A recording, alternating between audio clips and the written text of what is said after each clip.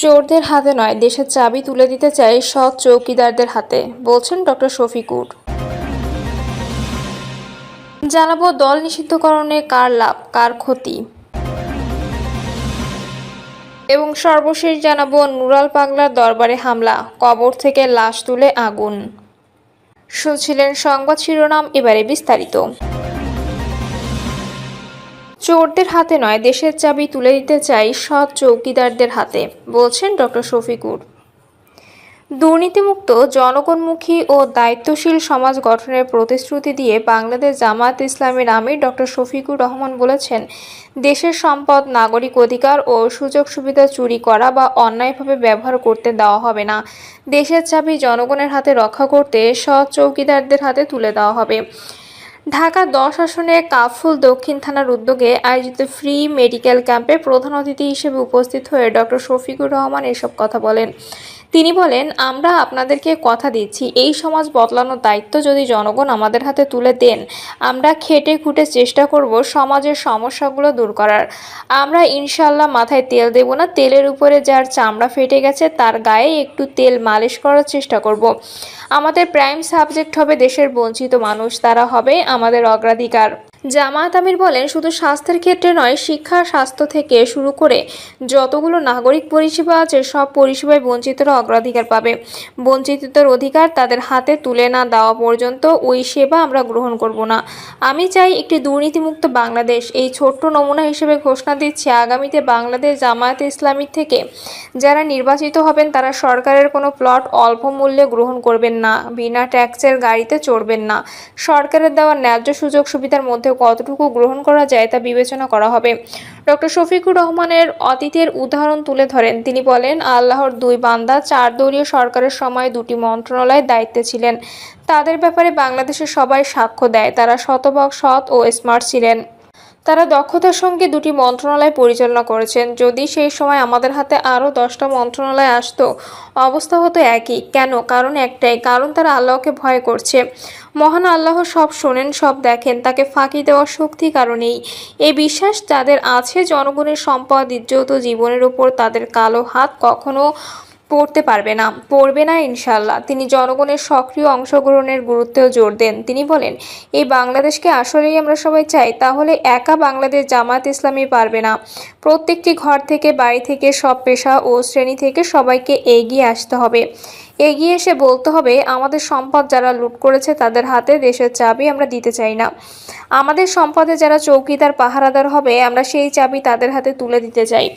আপনারা কি সাহস করে ঘোষণা দিতে পারবেন? ডক্টর শফিকুর রহমান জনগণকে আশ্বাস দিয়ে বলেন, আমরা কথা দিচ্ছি, আল্লাহ যতদিন হায়াত দেবেন এবং তৌফিক দেবেন, আমরা ইনশাল্লাহ আপনাদের আমানতের খেয়ানত করব না। আপনারা দোয়া করবেন ওই ওয়াদা যেন পূরণ করার তৌফিক আল্লাহ আমাদেরকে দান করেন। তিনি আরও বলেন, আমরা কাজ করি নাগরিকদের জন্য। সেই নাগরিক সমাজকে বাংলাদেশে ফেলে বিদেশে যাওয়া আমার পক্ষে সম্ভব হয়নি। আমার পূর্ণ আস্থা আমার আল্লাহর উপর আছে, দেশের চিকিৎসক সমাজের উপর আছে। আমরা চাই জনগণের সম্পদ ও সুযোগ সুবিধা চুরি করা না হোক। দেশের সৎ চৌকিদারদের হাতে জনগণের অধিকার নিরাপদ থাকবে।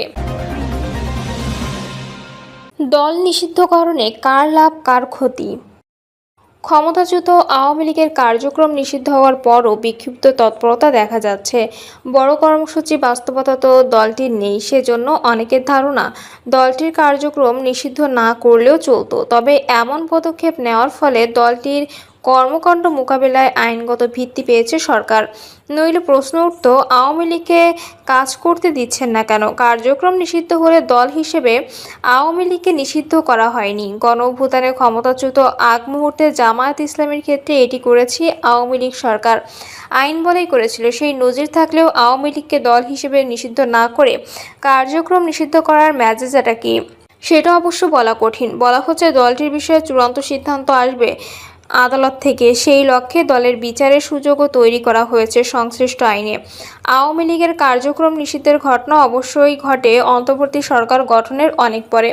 নবগঠিত এনসিপি হতে প্রত্যক্ষ ভূমিকা রাখে। নেপথ্যে জামায়াতের ভূমিকা ছিল বললে ভুল হবে না। তারা এনসিপিকে দিয়ে আওয়ামী লীগের বিরুদ্ধে পদক্ষেপ নিতে সরকারকে বাধ্য করে বলে মত রয়েছে। এক্ষেত্রে মাঠে থাকা প্রধান দল বিএনপি বক্তব্য ছিল নির্বাহী আদেশ নয়, সিদ্ধান্ত আসুক আদালত থেকে। প্রধান উপদেষ্টা বলে আসছিলেন তারা রাজনৈতিক দল নিষিদ্ধের পক্ষে। জাতিসংঘ সহ পশ্চিমা মহল থেকেও একই মনোভাব প্রকাশ পেয়েছিল। এটা ঠিক, ক্ষমতাচ্যুত আওয়ামী লীগের কোনো পর্যায়ে কৃতকর্ম নিয়ে অনুশোচনা নেই। রক্তাক্ত গণঅভ্যুত্থানের পটভূমি যে তারাই তৈরি করেছিল, লাগাতার গণতন্ত্র বিরোধী কর্মকাণ্ড নিয়ে সে উপলব্ধিও দলটির মধ্যে আসেনি গেল এক বছরে। এর বদলে নতুন করে ফিরে এসে প্রতিশোধ গ্রহণের কথাটাই বেশি করে বলা হয়েছিল। এই পরিস্থিতিও সরকারকে এক প্রকার বাধ্য করেছে দলটির কার্যক্রম নিষিদ্ধ করতে। এই অবস্থায় আওয়ামী লীগ আসছে, নির্বাচনে অংশ নিতে পারছে কিনা স্পষ্ট নয়। আওয়ামী লীগের 15.5 বছরের শাসনামলে কোনো গ্রহণযোগ্য নির্বাচন হয়নি। তবে সবকটি নির্বাচনে অংশ নিয়ে পোষমানা বিরোধী দল হয় হুসেইন মোহাম্মদ এরশাদের জাতীয় পার্টি। কিছু নাটক মঞ্চায়নের মাধ্যমে দলটিকে সরকারেও যোগ দিতে দেখা যায়। জাপা সরকারি না বিরোধী দল, এমন প্রশ্ন ওঠে। এমনকি সংসদে তারা নিজেরাও তৎকালীন প্রধানমন্ত্রীর কাছে জানতে চান এর সদুত্তর। শেখ হাসিনা সরকারের কর্মকাণ্ড এরশাদের নেতৃত্বাধীন জাপা সহযোগী ছিল, সন্দেহ নেই। আওয়ামী লীগ নেতৃত্বে 14 দলীয় জোটও ছিল, তাতে আনোয়ার হোসেন মঞ্জু ও জেপি ছিলেন। এরশাদ প্রয়াত হওয়ার পর জাতীয় পার্টির হাল ধরেছিলেন ভাই জিএম কাদের। গণঅভ্যুত্থানের পর হালে তার নেতৃত্ব অবশ্য চ্যালেঞ্জের মুখে। এরশাদের রেখে যাওয়া জাপা এখন বিভিন্ন দলটিকে বিভক্ত, দলটিকে 2 ভাগ করা হয়েছে বলেও শোনা যায়। অতঃপর জাপা নিষিদ্ধের দাবিতেও ঘটল কিছু ঘটনা।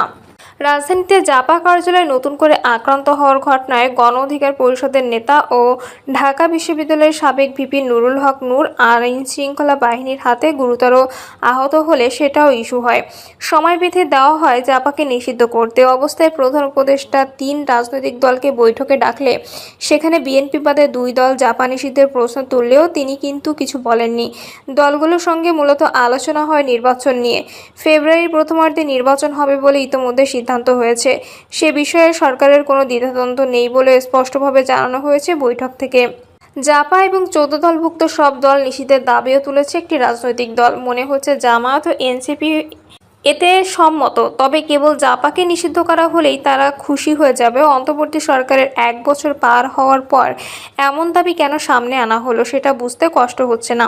বিষয়টা আদর্শগত হলে আওয়ামী লীগের কার্যক্রম নিষিদ্ধের সময় কথাতেই উঠতে পারত। এটা যে কৌশলগত এবং নিকটবর্তী ভোটের সঙ্গে সম্পর্কিত তাতে আর সন্দেহ নেই। আওয়ামী লীগের মতো জাপার ভোটও কমে এসেছে বটে, তবে বিশেষ কিছু অঞ্চলে এখনও জাপার উল্লেখযোগ্য ভোট রয়েছে বলে ধারণা। আওয়ামী লীগের অনুপস্থিতিতে দলটির ভোট জাপার পক্ষে গেলে তারা দ্বিতীয় বৃহত্তম দল হিসেবে আত্মপ্রকাশ করতে পারে বলেও অনুমান করা হচ্ছে।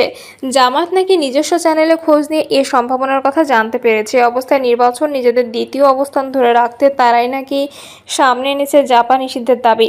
জাপার কাঁধে চড়ে আপা ফিরবেন, এমন আওয়াজও উঠতে দেখা যাচ্ছে। বিএনপির বক্তব্য এক্ষেত্রে প্রণিধানযোগ্য। তারা মনে করছে এমন নিষিদ্ধের ধারায় গণ অভ্যুত্থানের অংশগ্রহণকারী দলগুলো হয়তো একসময় নিষিদ্ধ হবে। বিএনপির এমন অবস্থানেও হয়তো ভোটের বিবেচনা রয়েছে। আবার এটাও ঠিক, দলটির প্রতিষ্ঠাতা বাকশাল পরবর্তীকালে বহুদলীয় রাজনীতির পথ খুলে দিয়েছিলেন। জামায়াতের পাশাপাশি আওয়ামী লীগকেও পুনর্গঠন হওয়ার সুযোগ দিয়েছিলেন তিনি।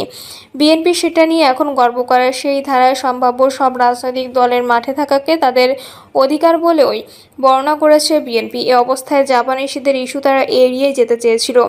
গণঅভ্যুত্থান চলাকালে জাপা তার অবস্থান অনেকখানি বদলে ফেলেছিল, এটাও বলতে হবে। অন্তর্বর্তী সরকার গঠনের আলোচনায় তারা অংশ নেয়। সংস্কার আলোচনায় শুরুতে ডাক পায় জাপা, পরে বিশেষত গণঅভ্যুত্থানের নেতৃত্ব দানকারীদের থেকে আপত্তি ওঠায় তাদের আর ডাকা হয়নি। অতঃপর অন্তবিরোধী মাথাচাড়া দিয়ে ওঠার আগ পর্যন্ত জাপার বিষয়টি চাপা পড়েই ছিল। আওয়ামী লীগের সামনে নির্বাচনে অংশগ্রহণের সুযোগ থাকলেও দলটি তা নিতে পারত কিনা সন্দেহ রয়েছে, কারণ পরিস্থিতি তাদের সম্পূর্ণ প্রতিকূল। জাপার পরিস্থিতিও অনুকূলে নয়। তা সত্ত্বেও দলটি নিষিদ্ধের দাবি উঠেছে সম্ভবত এক ধরনের শঙ্কা থেকেই। আওয়ামী লীগের পর জাপাকে মাঠ থেকে সরিয়ে ক্ষমতা প্রত্যাশী বিএনপিকে চাপে রাখাটাও বোধ করি লক্ষ্য। নিজ নিজ সুবিধাজনক শর্ত মানা না হলে তখন তারা হয়তো বিএনপিকে বলবে আমরা নির্বাচন বর্জন করলাম। জাপা মাঠে থাকলে অতটা চাপাচাপি স্পষ্টতই সম্ভব হবে না। দল নিষিদ্ধ হলেও তারা সমর্থকরা কিন্তু থেকে যায়, রাজনীতিটাও হারিয়ে যায় না। নিষিদ্ধ না করে চাপে রাখলেও লাভ হয় না, এর প্রমাণ খোদ জামায়াত ইসলামী। শেখ হাসিনা সরকার অব্যাহত চাপে রাখলেও তাদের নিঃশেষ করতে পারেনি, উল্টো শক্তিশালী হয়েছে, সহানুভূতিও লাভ করেছে দলটি। তাদের ছাত্র সংগঠনের অনেকে তখন এমনকি আওয়ামী ছাত্রলীগ আশ্রয় নিয়ে চালিয়ে গেছে তৎপরতা। গণঅভ্যুত্থানের পর ছাত্র সংসদ নির্বাচনে অংশ নিচ্ছে তারা।